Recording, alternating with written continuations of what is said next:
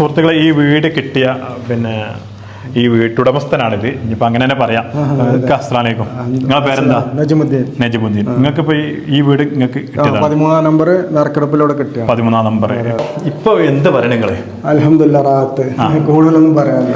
കാരണം ഞങ്ങൾ അങ്ങനെ ഇവിടെ ജീവിച്ചവരെ അതേപോലെ കൂടുതൽ ഇവിടെ വെച്ചിട്ടുണ്ട്. അൽഹംദുലില്ലാ റാഹത്താണ് എല്ലാം കൊണ്ടും. ഇപ്പൊ 105 വീട് ഇവിടെ 105 വീട് 51 കഴിഞ്ഞ് 54 വീട് 5 വീട് പണി തീരുമ്പം നിങ്ങൾ കുറെ ആളുകൾ ഉണ്ടാവും ഇവിടെ. മാഷാ അല്ലാഹ്.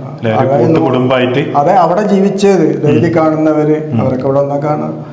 എല്ലാം കൊണ്ട് സെറ്റാണ്. കാരണം ഇവിടുന്ന് അവിടെ അതുപോലെ ആയിരുന്നു. അവിടെ ജീവിച്ചത് എങ്ങനെയായിരുന്നു? നമ്മളിപ്പോ എന്തെങ്കിലും ഇവിടെ ഒരു അപശബ്ദം കേട്ട് അവിടുന്ന് വരും, എന്താ പ്രശ്നം അന്വേഷിച്ചിട്ട് അയൽവാസികളിൽ അതേക്കെ ഇത് ഇവിടെ കിട്ടും. നഷ്ടപ്പെട്ട ജീവനുകളെ തിരിച്ചു തരാത്തതും ബാക്കിയെല്ലാം ഞങ്ങൾക്ക് തരുന്നുണ്ട്. കാരണം ഉരുള് പൊട്ടി അന്ന് മുതൽ ഭക്ഷണ കിറ്റായിട്ടും ഡ്രസ്സുകളായിട്ടും എല്ലാം A to Z. ഇപ്പോൾ കട്ടിൽ വന്ന് കിട്ടിയിട്ടുണ്ട്. കട്ടിൽ ഇനി വേണോ വെച്ച് വേണ്ട പറഞ്ഞാണ്. കാരണം കട്ടിൽ ഞങ്ങൾക്ക് ആദ്യം കിട്ടിയതുണ്ട്. നജിമുദ്ദീഖാന്റെ വീടാണ്. വീടിൻ്റെ ഉള്ളിൽ അപ്പം നിൽക്കുന്നത്. നജിമുദ്ദീഖ വളരെ സന്തോഷത്തിലാണ്. കാരണം വെച്ചാൽ നല്ലൊരു വീട്, നല്ല അടിപൊളി വീട്, 3 ബെഡ്റൂം, പിന്നെ അതിൽ എല്ലാ സൗകര്യങ്ങളും. ലീഗ് ഒരു ഓലപ്പര കെട്ടുകയെന്ന് പറഞ്ഞാലും ഞങ്ങൾ അതിലേക്ക് വരുള്ളൂ. അങ്ങനത്തെ ടീമുകളാണ് അധികം ആളുള്ളത്. കാരണം അത്രക്ക് വിശ്വാസമാണ്.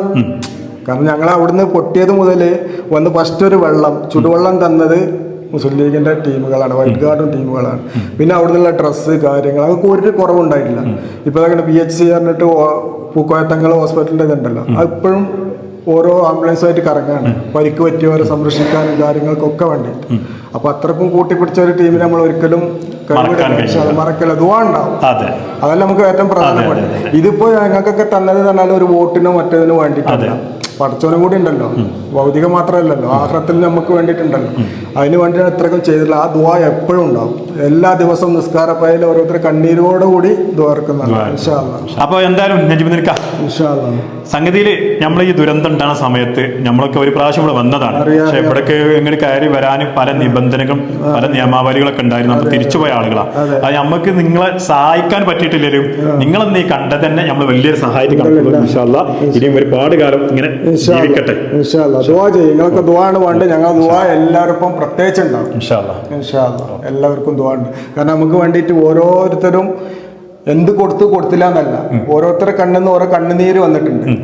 അതിന്റെ ഒക്കെ പ്രതിഫലമാണ് ഇപ്പൊ കാണുന്നത്. നഷ്ടപ്പെട്ടവരെ തിരിച്ചു കിട്ടൂല. പക്ഷെ ഞങ്ങളെ കൂട്ടിപ്പിടിച്ചവരാണ് എല്ലാവരും. ഇൻഷാ അല്ലാഹ് പ്രത്യേകം ദുആ എന്നും ഉണ്ട്.